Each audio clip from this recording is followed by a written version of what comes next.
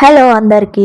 Sunday is fun day కదా, అలాగే non veg day కూడా. ఈ రోజు మా ఇంట్లో మటన్. ఇక్కడ నేను కేజీ మటన్ తీసుకున్నాను. మటన్ శుభ్రంగా కడిగేసుకొని 1/2 టేబుల్ స్పూన్ పసుపు, అలాగే 2 టేబుల్ స్పూన్ కారం, గల్లుప్పు, అల్లం వెల్లుల్లి పేస్ట్, 2 టేబుల్ స్పూన్ ఆయిల్, ఆ తర్వాత ఒక గ్లాస్ ఏమో నేను వాటర్ వేసుకుంటున్నాను. ఎందుకంటే అడుగంటకుండా, మటన్ ఉడికేటప్పుడు అడుగంటకుండా ఒక గ్లాస్ వాటర్ వేసుకుంటే అది అడుగంటకుండా ఉంటుందన్నమాట. ఇప్పుడు మనం వేసుకున్నవి అన్ని ఇంగ్రీడియంట్స్ బాగా కలిసేలాగా కలుపుకొని స్టవ్ ఆన్ చేసుకొని ఇంకా కుక్కర్ పెట్టేసుకోవాలి. ఇంకా అంతే. ఫస్ట్ అయితే మటన్ని 4 విజిల్స్ వచ్చేలాగా 4 విజిల్స్ వచ్చేంత వరకు ఉడకబెట్టుకోవాలి మెత్తగా. ఇక్కడ మా ఆయన నాకు హెల్ప్ చేస్తున్నారు. ఆనియన్స్ కట్ చేయమని చెప్తే నాకు ఎందుకు అప్పటికే చాలా లేట్ అయింది, అందుకోసమని మా ఆయన నాకు ఆనియన్స్ కట్ చేసి ఇస్తున్నారు. 4-5 విజిల్స్ వచ్చిన తర్వాత నేను స్టవ్ ఆఫ్ చేసుకుంటున్నా. అలాగే పక్కనే నేను రైస్ కూడా పెట్టేసుకున్నా. అప్పటికే చాలా లేట్ అయిపోయింది. ఇంకా పిల్లలు కూడా ఆకలి ఆకలి అంటున్నారని ఇంకా రైస్ కూడా పెట్టేసిన. రైస్ అయిపోయింది. తర్వాత ఇప్పుడు మనం ఎలాగో మటన్ ఉడికిపోయింది కాబట్టి పక్కన స్టవ్ ఆన్ చేసుకొని గిన్నె పెట్టేసుకొని ఆయిల్ వేసేసుకోవాలి.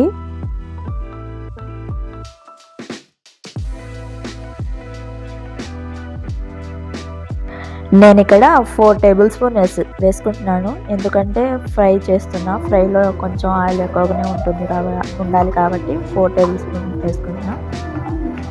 ఇక్కడ 5 వెల్లుల్లి అనమాట సన్నగా కట్ చేసుకొని వేసుకుంటున్నా ఫస్ట్. ఆ తర్వాత జీడిపప్పులు యాడ్ చేసుకుంటున్నా.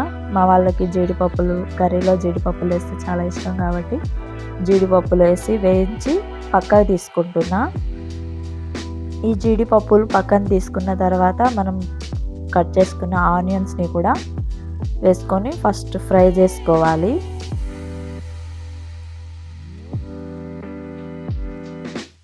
ఇప్పుడు నేను ఆనియన్స్ కూడా వేసుకొని ఆనియన్స్ ఫ్రై చేసుకోవాలి. ఫస్ట్ ఫ్రై చేసుకుంటా ఆనియన్స్.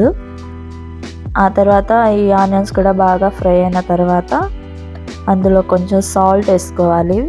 ఆనియన్స్ ఫ్రై అవ్వడానికి కొంచెం సాల్ట్ వేసుకుంటే తొందరగా ఫ్రై అవుతాయి అన్నమాట. ఆ తర్వాత పుదీనాను కూడా యాడ్ చేసుకుంటున్నాను. నేను మటన్లో పుదీనా ఫ్లేవర్ ఉంటే చాలా బాగుంటుంది. అందుకోసం నేను ఫస్ట్ పుదీనా యాడ్ చేసుకుంటున్నాను. కొంచెం మగ్గిన తర్వాత 1 టేబుల్ స్పూన్ అల్లం వెల్లుల్లి పేస్ట్ కూడా వేసుకొని బాగా ఫ్రై చేసుకోవాలి పచ్చి వాసన పోయేంత వరకు.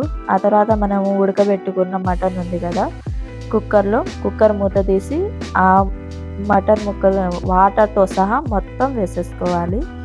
ఈ వాటర్ మొత్తం ఇంకిపోయేంత వరకు మనం ఈ మటన్ని ఉడకబెట్టుకోవాలి బాగా.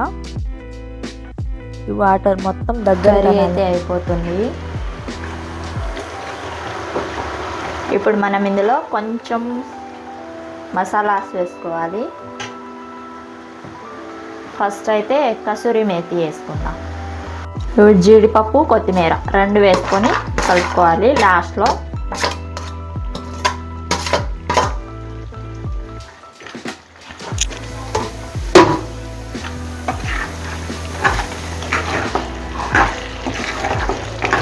ఇంతే, రెడీ అయిపోయింది మటన్ కర్రీ.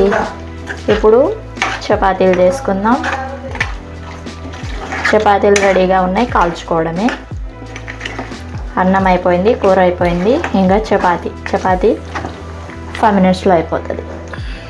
అయిపోయింది.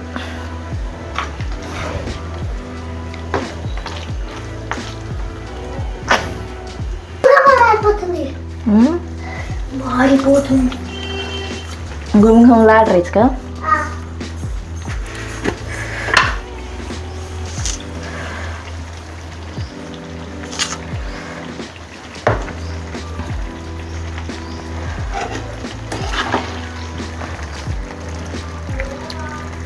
లాస్ట్లో కొంచెం సాల్ట్ చూసుకొని వేసుకొని కలుపుకోవాలి.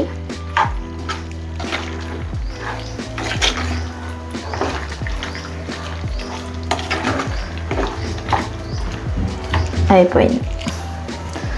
చూస్తారా దగ్గరకు వచ్చి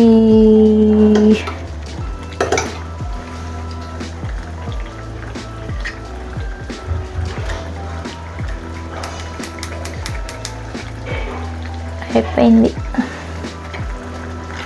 ఎలా ఉంది, యమ్మీ కదా. అంటే చపాతీలోకి అన్నంలోకి తినడానికని ఇలా మరీ ఫ్రైలా కాకుండా మరీ గ్రేవీలా కాకుండా మీడియం అన్నమాట.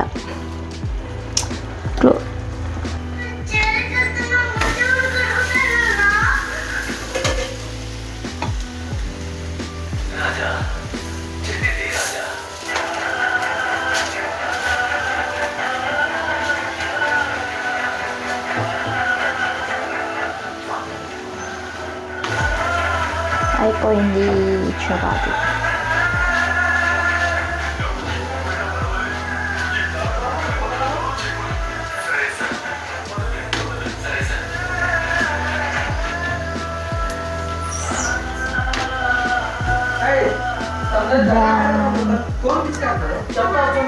ఇప్పుడు అయిపోయింది మొత్తం వండడం. చపాతీ అలాగే అన్నం కూర మొత్తం అయిపోయింది.